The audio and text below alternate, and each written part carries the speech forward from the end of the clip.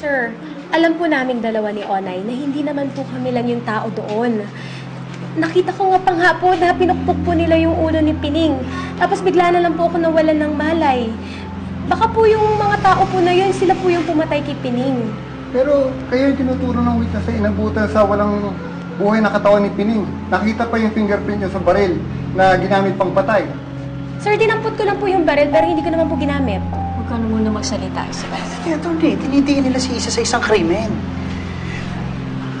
Attorney, tinanggal ko yung dati kong abogado dahil sa kapalpalan niya. And you have to do something. Kung hindi, ikaw masisisante. Kayo, ginagawa niyo ba na maayos ang trabaho ninyo? O paisi-isi lang kayo? Because I'm sure kung inulughog nila yung crime scene, makakahanap kayo ng mga evidence, clues o kahit ano. Kung inayos yung trabaho ninyo, I'm sure you'll find out that this whole thing was a setup! Sir, pag hindi kayo kumalma, i-restrain namin kayo! Hindi gawin ninyo! No! Sorry, sir. Benedict, hindi nakakatuloy yung ginagawa mo. Benedict, kalma ka lang. Sir, ano na po ba mangyayari?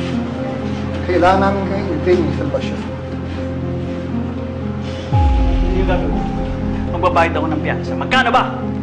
Non-bailable ang murder case ni Salvacion. I'm sorry, Benedict, pero direct evidence sa pagkakakita na may hawak na baril si Isabel. Wala tayong magagawa doon. Hindi pwede ito eh. Eka na. Magbabayad ako. Tulungan niyo po ako! Palabasin niyo naman po ako dito! Sir, wala po akong ginawang masama! Ibalik niyo po ako sa anak ko! Attorney, ayoko makulong. Attorney, no, magbabayad ako. Sige na! Attorney, ayoko po makulong. Benedict, ayoko makulong. Magbayaran ko sila. Kana. Ayoko po. Magbayaran ko sila.